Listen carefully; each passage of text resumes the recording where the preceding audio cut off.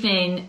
So I'm just going to share a little bit of information with you about different fibres. I'm going to focus predominantly on viscose and just to explain a little bit more about what it is and what kind of projects it's ideal for, some good things to consider before you start using it, and how to handle it. So I'm going to compare it to some other fibres that are similar, but the main focus of the little, it's not really a tutorial video, is to explain a bit more about viscose. So viscose isn't a natural fibre or a synthetic fibre, it's somewhere that lies in between, so which is great because it gives it some really good properties for both it being durable but also sustainable and breathable. So basically viscose is a cellular pulp, so it comes from wood. So trees like beech, pine and eucalyptus. So it starts off from a natural form, but the way it's treated, because it's treated with chemicals... Oh, sorry, Ralph's barking. Just bear with me 1 second. Come on, baby. Sorry, the dog can hear my voice but can't see me, so he's like stressed, so he's just had to come in and have a little nosy to make sure I am still here.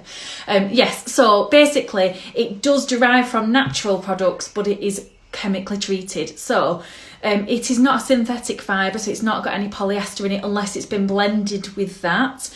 So it is natural, and the process of how viscose has been made, obviously technology's changing all the time, so it used to have quite a bad rap, but obviously it was using a lot of chemicals, a lot of waste water to produce it. But the more textile technology's coming on, the better and kinder those chemicals are, and the less kind of water is being used, so it's getting a better reputation.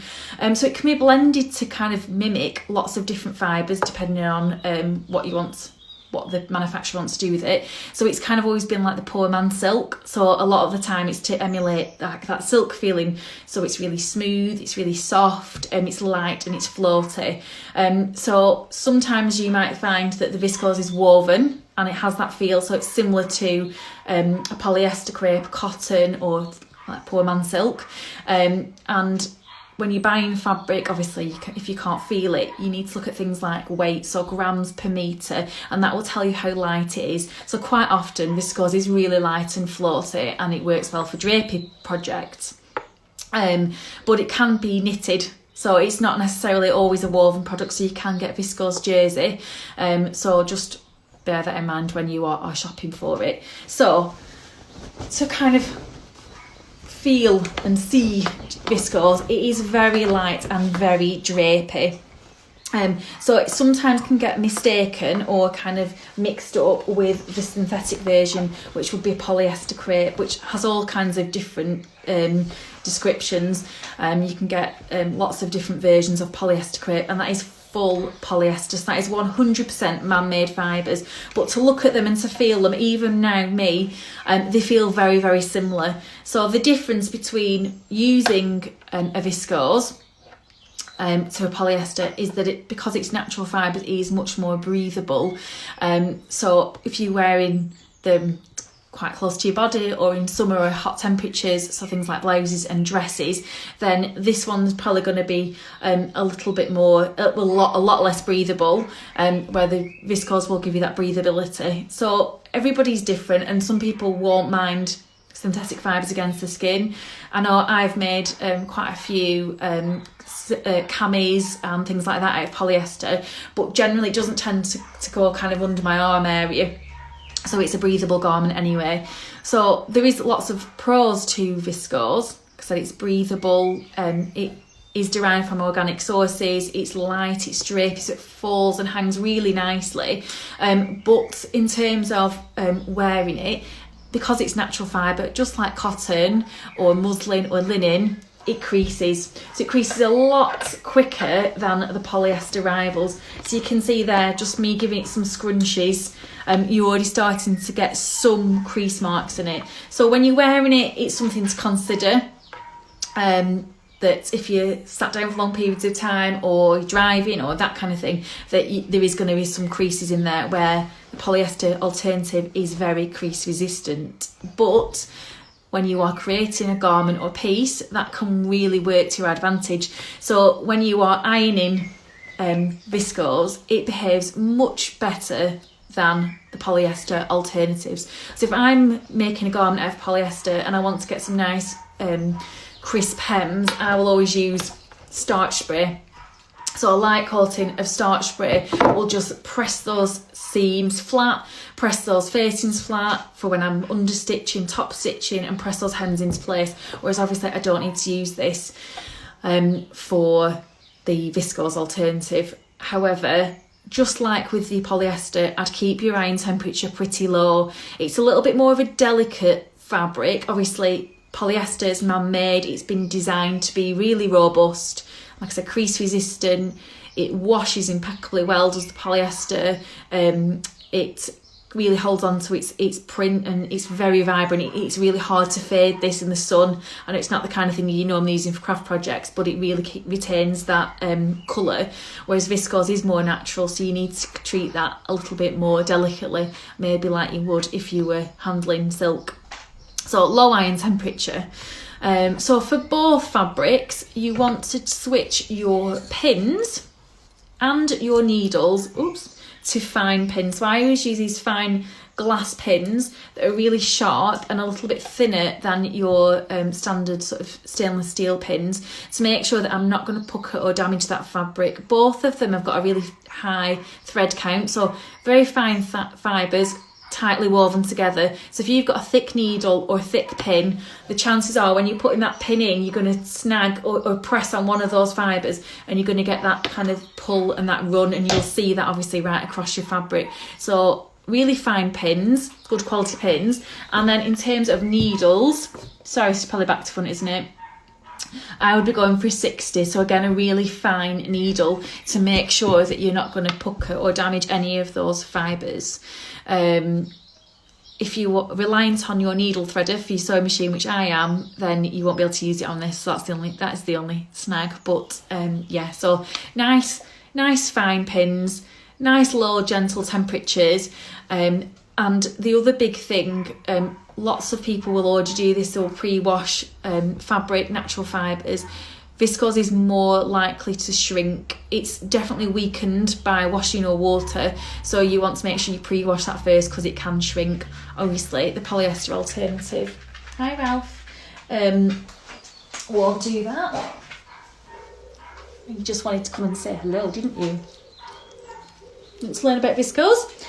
Yes, so in a nutshell, it's a really good fibre to use. It's both natural, so it's breathable and soft. It's got some really nice drapey qualities. As long as you handle it right in terms of your sewing needle, pins and heat, it will be wonderful to work with because it does behave itself. The biggest challenge, I think, with working with viscose is cutting it. So if you've got a big table space, then make sure you use that to your advantage. If you've got a big cutting mat and a rotary cutter, again, use that. If you are using scissors and you are shuffling your fabric around, you've got big pattern pieces, then there's a real risk that you will distort them and move that, because it moves like crazy when you are cutting out. So a big surface space, lots of pattern mates and a big mat. If you can chunk, if you haven't got that big space, if you can chunk your pattern pieces up and keep them really stable as you're cutting them, then that will be amazing, a big difference. Because the last thing you want to do is kind of move your pattern pieces around with your scissors and on a small space, and then realise that they've distorted and they're not quite the shape that you want it to. Sorry, I've made some notes. If I'm looking, it's to make sure that I cover every single thing. So the last thing really to say is that it's a very affordable fabric, because it is natural, but it's from a sustainable source. It tends to be pretty low cost. So they all range, obviously, depending on brands and designers, but our viscose is about £6 a metre, which makes it really affordable. Especially if you're making summer tops, which it's well suited for. You don't need much of it to make garments. So what kind of garments are ideal for viscose? Anything that's floaty, so tops, dresses, camisoles, kimonos, summer cover-ups, that kind of thing are absolutely ideal for this, because you'll get that real nice drape to them. if you're trying to do anything with structure with this, you'll think it's a nightmare because it's not going to hold its shape. It immediately will want to flop and fall. So definitely better for summer or for tops and blouses under jackets and things in winter. But yeah, anything that's got lots of drape, so things with ruffles, things with frills, are really ideal. There's some, I think the newest Tilly and the Buttons pattern, the Lyra, I think would be ideal for this. But it's not to say that you couldn't make anything more structured. Maybe if you're making a blouse that had a button band or collar, you could obviously interface those. But definitely things that have got more movement and more flow. So I think I've covered everything now, just checking my notes. So if you like the idea of using something drapey and creating a summer wardrobe that's breathable, that's sustainable, and that's good to sew with, then viscose is a fab product, fibre to use. Not discounting polyester. I love polyester. I'm a very lazy person and I don't like ironing, so polyester definitely has a place in my heart, but viscose is also a really good alternative. So I hope that was useful. If you want to start a project or you want to try a little dabble with any of these products, I would say a nice scarf would be an ideal project. These are 150 centimetres wide, and imagine whatever website you're buying them from, dressmaking fabrics do tend to be 60 inches or 150 centimetres.